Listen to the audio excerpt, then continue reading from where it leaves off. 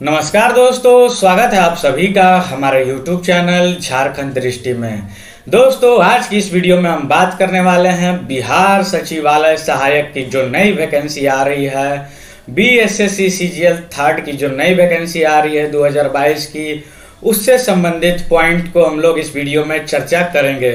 साथ में इस वीडियो में मैं आपको बताऊंगा कि ये वैकेंसी कब आएगी, कौन कौन से बच्चे इस फॉर्म को भर सकते हैं, क्या होगी इसकी सिलेबस, क्या होगी एग्जाम पैटर्न और कौन कौन से बुक लिस्ट आपको फॉलो करने हैं इस एग्जाम को क्लियर करने के लिए। तो हालांकि ये वैकेंसी 2019 से ही आ रही है और टलते टलते पेपर में छपते छपते आप लोगों ने बहुत सारा वीडियो देखा भी होगा कि आज तक ये वैकेंसी आई नहीं, लेकिन यहाँ पे आपका अब इंतजार हो गया है खत्म, क्योंकि ये वैकेंसी अब बहुत ही जल्दी आप लोगों को देखने के लिए मिलेगी, क्योंकि इसमें सब कुछ हो चुका है, फाइनल मोहर अब लगना बाकी है और ये आपके 10 दिन से 15 दिन के बीच में आपको ये फॉर्म देखने के लिए मिल जाएगी। तो चलिए अब हम लोग वीडियो में आगे बढ़ते हैं, और वीडियो में आगे बढ़ने से पहले बता दूं, अगर आप हमारे इस चैनल पर नए हैं तो चैनल को सब्सक्राइब करके बेल आइकन को दबा लें ताकि आने वाली ऐसी इंपॉर्टेंट वीडियो की नोटिफिकेशन आपको मिलती रहे।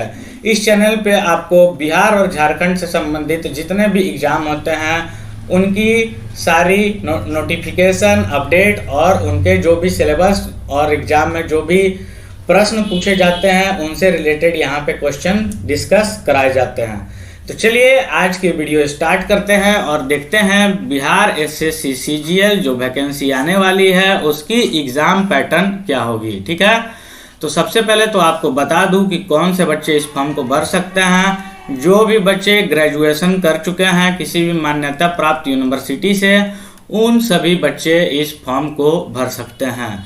अगला प्रश्न आती है कि क्या दूसरे राज्य के बच्चे इस फॉर्म को भर सकते हैं। तो जी हाँ, बिल्कुल, आप किसी भी अदर स्टेट से भी हैं तो इस फॉर्म को भर सकते हैं। बस आप इस बात को ध्यान रखेंगे कि आप जो फॉर्म भरेंगे तो वो आपका सिलेक्शन जो है वो जनरल कैटेगरी में होगा। जनरल कैटेगरी से आप फॉर्म भर सकते हैं। अगर आप बिहार से हैं तो आप अपनी EWS, OBC, SC, ST इन कैटेगरी का लाभ उठा सकते हैं। तो समझ गए आप लोग कि ग्रेजुएशन वाले बच्चे इन फॉर्म को भर सकते हैं। जो पहले से एग्जाम दे रहे होंगे उनको सब पता होगा कि एग्जाम में कौन से बच्चे फॉर्म भर सकते हैं, क्या क्या सिलेबस आते हैं। तो चलिए अब हम लोग बात कर लेते हैं एग्जाम पैटर्न की। तो इसमें प्रीलिम्स और मेंस आपके दो पेपर होंगे, एक तो पीटी और दूसरा मेंस। पीटी जो होगा वो आपका क्वालिफाइंग नेचर का होगा, ठीक है, और जो मेंस एग्जाम होगा आपका वो आपकी मेरिट डिसाइड करेगी, इसी से आपकी मेरिट बनेगी। अगर आप पीटी निकाल लेते हैं इस एग्जाम में तो आपको मेंस एग्जाम लिखने का मौका दिया जाएगा और मेंस एग्जाम में जो भी आपके मार्क्स आएंगे उस आधार पे आपकी मेरिट बनेगी और आपकी ज्वाइनिंग कराई जाएगी। बात कर ले टोटल नंबर ऑफ क्वेश्चन की, तो प्रीलिम्स में आपके कुल 150 क्वेश्चन पूछे जाएंगे, ठीक है। और कौन कौन से सब्जेक्ट होंगे इसमें, तो इसमें आपके मुख्य सब्जेक्ट होंगे जनरल नॉलेज और करंट अफेयर से 50 क्वेश्चन, जनरल साइंस से 25 क्वेश्चन, मैथ से 25 क्वेश्चन और रीजनिंग से 50 क्वेश्चन। हालांकि जब फॉर्म आएगी तो ये दोनों एक में सम्मिलित होकर 50 क्वेश्चन लिखा रहेगा। जनरल साइंस प्लस मैथ्स मिलाकर 50 क्वेश्चन, रीजनिंग के 50 क्वेश्चन और करंट अफेयर्स और जनरल नॉलेज के मिला के 50 क्वेश्चन। ये टोटल आपके 150 क्वेश्चन हो जाएंगे, ठीक है। 150 क्वेश्चन आपके प्रीलिम्स एग्जाम में पूछे जाएंगे। इसके बाद अब हम लोग समझ लेते हैं कि मेंस एग्जाम, जब आप पीटी को क्वालिफाई कर जाएंगे तो आपके मेंस एग्जाम लिए जाएंगे और मेंस एग्जाम में भी टोटल नंबर ऑफ क्वेश्चन 150 रहेंगे और सब्जेक्ट जो है वो आपका सेम रहेगा। जनरल नॉलेज और करंट अफेयर से 50 क्वेश्चन, मैथ्स और जनरल साइंस से मिला के 50 क्वेश्चन और रीजनिंग से आपके 50 क्वेश्चन। कुल 150 प्रश्न आपके पूछे जाएंगे मेंस एग्जाम में और इसी से आपकी मेरिट डिसाइड होगी। साथ में मेंस एग्जाम में एक पेपर आपका हिंदी का भी होगा जो कि क्वालिफाइंग नेचर का होगा, ठीक है। इसका मार्क्स आपके मेरिट में नहीं जोड़ा जाएगा, मेरिट आपकी मेंस के मार्क्स से बनेगी, ठीक है। तो चलिए आगे बढ़ते हैं और देख लेते हैं कि कौन से सब्जेक्ट के लिए आपको कौन सी बुक फॉलो करनी है और कौन से सब्जेक्ट में आपको कौन कौन से विषय पढ़ने हैं। तो जनरल स्टडीज में आपको पढ़ने होंगे history, geography, polity, economics, miscellaneous और करेंट अफेयर। ये 6 आपके जो चैप्टर हैं, विषय हैं, history, geography, polity, economics, miscellaneous, current affair, ये आपके जनरल स्टडीज़ वाले भाग में पूछे जाएंगे, जिसके लिए आप लूसेंट का बुक फॉलो कर सकते हैं। लूसेंट सब्जेक्टिव, ठीक है, प्लस लूसेंट ऑब्जेक्टिव, इन दोनों को बुक को कंप्लीट कर लेने के बाद आप अच्छे प्रैक्टिस के लिए घटना चक्र को जरूर फॉलो करें, ठीक है, क्योंकि घटना चक्र से ही आपकी सारी क्वेश्चन मोस्ट प्रोबेबली लड़ जाती है। चलिए अब बात कर लेते हैं जनरल साइंस के बारे में। तो जनरल साइंस से आपके फिजिक्स, केमिस्ट्री, बायोलॉजी और कुछ प्रश्न इन्वायरमेंट के पूछे जाएंगे, ठीक है। तो इसके लिए आप कौन से बुक फॉलो करें? तो इन सभी के लिए आप एनसीईआरटी बुक जरूर फॉलो करें, क्योंकि हाल ही में जब दरोगा का एग्ज़ाम हुआ था बिहार में, तो उसमें बहुत सारे प्रश्न एनसीईआरटी से उठा करके डाल दिए गए। बहुत सारे स्टूडेंट लूसेंट पढ़ के गए थे, कुछ स्पीडी पढ़ के गए थे, तो बहुत सारे क्वेश्चन में उनको कन्फ्यूज़न हुआ और उन्हें पता ही नहीं चल पाया कि आखिर ये क्वेश्चन कहाँ से फ्रेम की गई थी। तो एनसीईआरटी बुक को आप जरूर फॉलो करें एग्ज़ाम के लिए, क्योंकि एक बार में अगर आपको एग्ज़ाम क्लियर करना है तो आपको बिहार जैसे एग्ज़ाम में कोई भी रिस्क नहीं लेनी होगी, क्योंकि बिहार की जब भी एग्ज़ाम होते हैं तो क्वेश्चन उसमें पहले से कोई नहीं बता सकता है कि किस प्रकार के क्वेश्चन पूछे जाएंगे। तो ये किसी भी प्रकार के क्वेश्चन पूछ दिए जाते हैं। खासकर एनसीईआरटी से पूछने की चलन पहले से ही होती आ रही है और अब बढ़ गई है। तो आप ध्यान में रखेंगे कि ये गवर्नमेंट स्पॉन्सर्ड बुक है, तो गवर्नमेंट हमेशा चाहती है कि हमारी बुक्स का ही प्रचार हो, और जब वो एग्ज़ाम लेती है तो अपने बुक से ही क्वेश्चन फ्रेम करती है और आपके एग्ज़ाम में डाल देती है।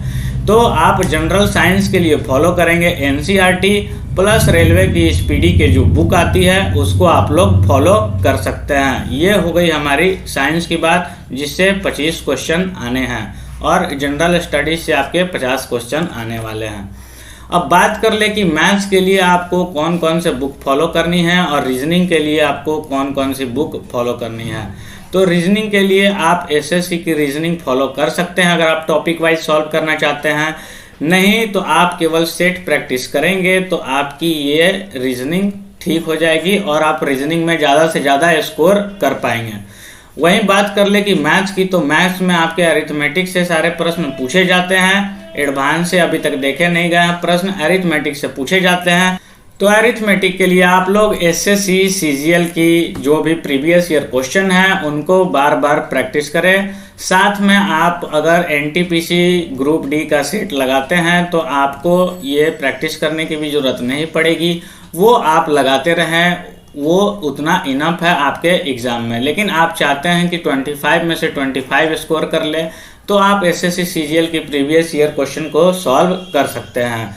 इससे आपकी मैथ्स और रीजनिंग पे पकड़ अच्छी बन जाएगी और आप ज़्यादा से ज़्यादा स्कोर कर पाएंगे, क्योंकि बिहार का एग्ज़ाम में जो भी आपके जब कट ऑफ होते हैं तो प्रिडिक्शन कुछ होते हैं लेकिन कट ऑफ उससे हाई जाते हैं। तो आपको ध्यान में रखना है कि ज़्यादा से ज़्यादा आपको मार्क्स स्कोर करना है ताकि आपका सिलेक्शन एक बार में हो सके, ठीक है। तो चलिए अब हम लोग बात कर लेते हैं कुछ इंपॉर्टेंट पॉइंट्स के बारे में। तो आप हमेशा याद रखें कि जब आप इस एग्ज़ाम का तैयारी करेंगे तो सेट प्रैक्टिस आपके लिए बहुत इम्पॉर्टेंट हो जाती है।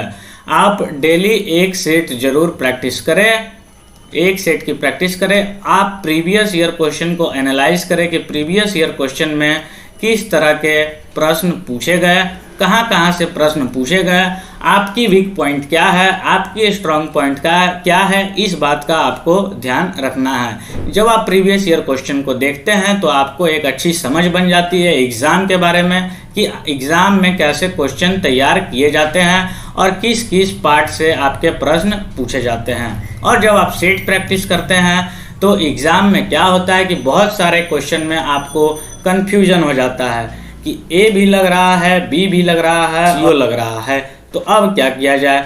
तो आपको करना यह है कि सेट प्रैक्टिस जब आप करेंगे तो आपको समझ में आ जाएगा कि कौन से क्वेश्चन आपको सही टिक करने हैं, किस क्वेश्चन में आपके कन्फ्यूज़न है, तो आप एग्ज़ाम में कम से कम क्वेश्चन को गलत करेंगे। तो और साथ में बात कर लूँ कि ये वैकेंसी कब आने वाली है, तो ये वैकेंसी आपकी देखने के लिए मिल जाएगी यही कुछ 10 से 15 दिनों के अंदर में सारा कुछ होकर तैयार हो गया है। सब कुछ वैकेंसी जो भी आने के लिए वो रेडी है, कभी भी आ सकती हो सकता है इस सप्ते में भी आ जाए। तो आप लोग ध्यान में रखेंगे और अच्छे से तैयारी करेंगे। अगर वीडियो आपको अच्छा लगा हो, अगर आप हमारे चैनल पर नए हैं तो ऐसे ही इंपॉर्टेंट अपडेट के लिए आप हमारे चैनल को सब्सक्राइब कर लें। अगर आपकी कोई क्वेरी है तो आप कमेंट बॉक्स में पूछ सकते हैं, मैं आपको रिप्लाई देने का कोशिश करूंगा। और जो बच्चे हमारे इस चैनल पर नए हैं वो चैनल को सब्सक्राइब जरूर कर लें। मिलता हूँ फिर ऐसे इंपॉर्टेंट टॉपिक के साथ, तब तक के लिए थैंक यू, धन्यवाद, बाय बाय, टेक केयर।